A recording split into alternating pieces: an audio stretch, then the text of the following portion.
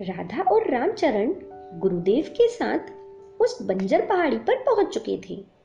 गुरुदेव ने उन्हें समझाते हुए कहा कि भोजन की आवश्यकता शरीर की शक्ति को बनाए रखने के लिए होती है। उसी तरह जल और नींद की भी जरूरत शरीर को निश्चित मात्रा में होती है, लेकिन ऐसा नहीं है कि इनके बिना जीवित नहीं रहा जा सकता। मैं तुम दोनों को बताना चाहता हूँ कि इनके बिना भी जीवन बड़ी आसानी से जिया जा सकता है। योग की कुछ विधियां ऐसी हैं जिनके अभ्यास से शरीर को शक्ति के लिए इन पर निर्भर नहीं रहना पड़ता। लेकिन ये विधि मैं तुम्हें सिखाऊं उससे पहले तुम्हें मैं कुछ और सिखाना चाहता हूँ। तुम देख रहे हो इस समय इस बंजर भूमि पर हम मौजूद हैं, लेकिन इस बंजर भूमि पर भी जीवन है। कांटेदार पौधे और यहाँ रहने वाले जानवर भी धरती से अपना पोषण प्राप्त कर ही रहे हैं। इन पौधों और जानवरों को ये कला आती है कि वो यहाँ आराम से रह रहे हैं, जबकि जिन्हें ये कला नहीं आती उनके लिए यहाँ कोई स्थान नहीं है। ऐसा कहते हुए गुरुदेव खड़े हो गए और एक टीले की तरफ बढ़ने लगे। राधा और रामचरण भी उनके पीछे हो लिए। थोड़ा आगे चलने के बाद एक स्थान पर अपने चिमटे से गुरुदेव ने थोड़ी मिट्टी खोदी और उसमें से कुछ कंद निकाले। ये कंद उन्होंने उन दोनों को खाने को कहा। कंद का स्वाद ना तो मीठा था, ना फीका और ना ही कड़वा।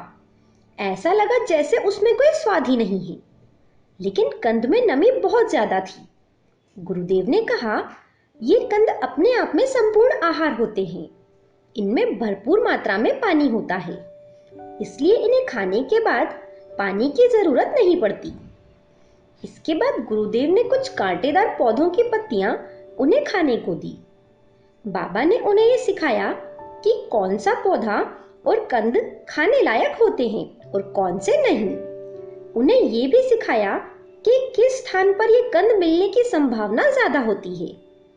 इसके बाद राधा और रामचरण को गुरुदेव ने बंजर भूमि में जीवित रहने के अनेक नुस्खे सिखाए। बाबा ने उन्हें बताया कि बिना खाए पिए अपना काम चलाना अच्छा है, लेकिन अगर संसाधन पास ही मौजूद हो तो हमें उनका प्रयोग करना भी आना चाहिए। सन्यासियों को व्यवहारिक होना बहुत जरूरी होता है। राधा और रामचरण एकाग्र होकर गुरुदेव द्वारा कही गई बातों को सुनते जा रहे थे। राधा ने गुरुदेव से प्रश्न किया कि खाने पीने तक तो ठीक है, लेकिन बिना नींद के हम कैसे रह पाएंगे।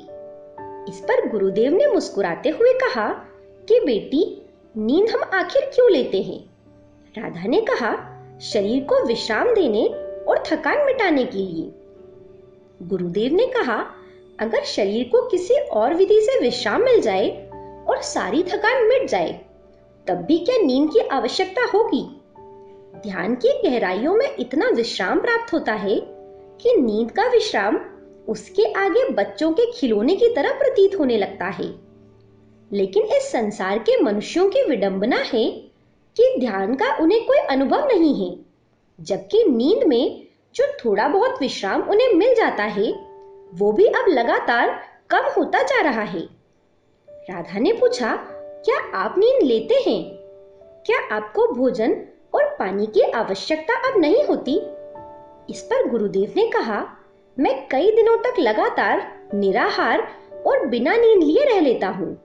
मेरे शरीर को अब इनमें से किसी चीज की जरूरत नहीं रह गई है। लेकिन जब मुझे लगता है कि मेरे आहार ना लेने से आसपास के लोगों में जिज्ञासा बढ़ने लगी है, तब मैं साधारण मनुष्यों की तरह भोजन, पानी और नींद लेना शुरू कर देता हूँ। हम नागा साधु कभी भी सार्वजनिक स्थानों पर अपनी प्रतिभा और शक्ति का प्रदर्शन नहीं करते, इसीलिए हम चिलम फूंककर अपनी ही दुनिया में रमे रहते हैं। सामान्य जनमानस से हमारा सीधा संबंध कभी नहीं बनता। हाँ, सालों में कभी कोई रामचरण जैसा आदमी हमारी कृपा जरूर पा लेता है। गुरुदेव के मुख से अपना नाम सुनकर रामचरण के चेहरे पर खुशी छा गई। वो बोल पड़ा, गुरुदेव, जब से आपने मुझे समाधि की झलक दिखलाई, तब से मेरे जीवन का यही उद्देश्य रह गया है कि चिरकाल तक इसी अवस्था में मुझे रहने का आनंद लेना है।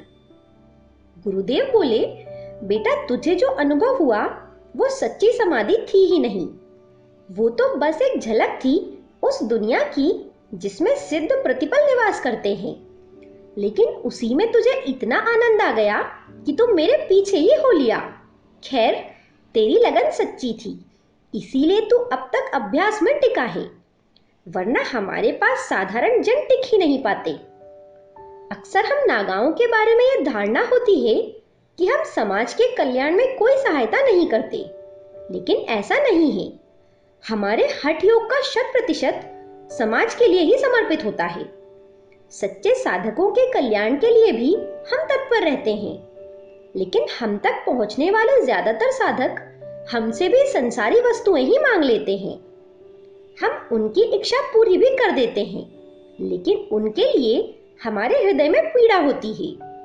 हम सोचते हैं कि यह आदमी हमसे अनमोल हीरे मांग सकता था, लेकिन इसने हमसे मांगे तो वही कंकड़ पत्थर। हम जिसे जन्म जन्मांतर के बंधनों से मुक्त करने की सोचते हैं, वो साधक हमसे तुच्छ वस्तुएं मांग बैठते हैं। गुरुदेव की बातों में एक पीड़ा थी। बोलते बोलते वो अचानक निशब्द हो गए और आंखें बंद करके बैठ गए।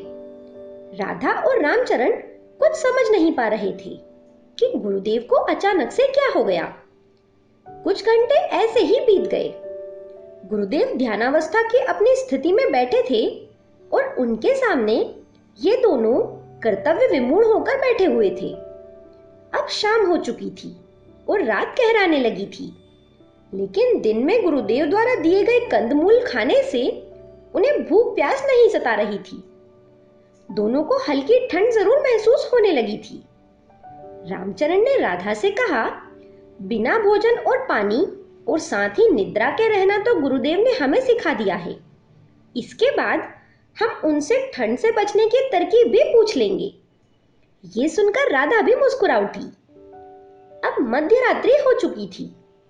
वो दोनों अपनी आंखें बंद किए उस पहाड़ी पर गुरुदेव के शरीर के सामने बैठे हुए थे। तभी गुरुदेव की आवाज अचानक उनके कानों में पड़ी, आंखें खोलो बच्चों, मैं आ गया हूं। उन दोनों ने आंखें खोलकर उनके चरणों में प्रणाम किया। उनकी आंखों में गुरुदेव से कई प्रश्न साफ दिखाई दे रहे थे।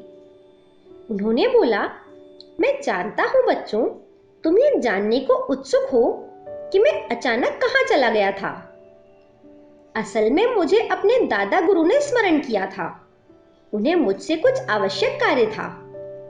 दादा गुरु मुझ पर अत्यधिक स्नेह रखते हैं। उनके स्मरण मात्र पर मैं स्वयं को उनके सामने प्रस्तुत करने से रोक नहीं पाता। दादा गुरु ने अपना शरीर छोड़ने का निश्चय कर लिया था।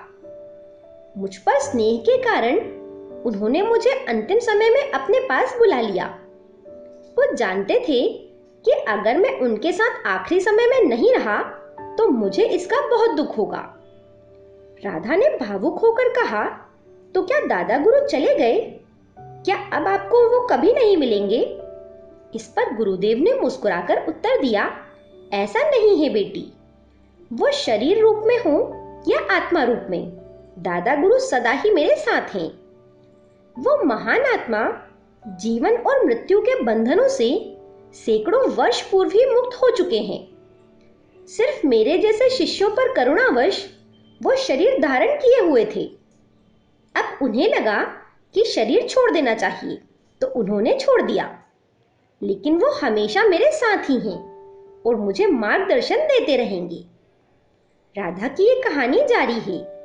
आगे की कहानी हम अगले वीडियो में जानेंगे। आप हमारे साथ अगले वीडियो में भी बने रहें। धन्यवाद।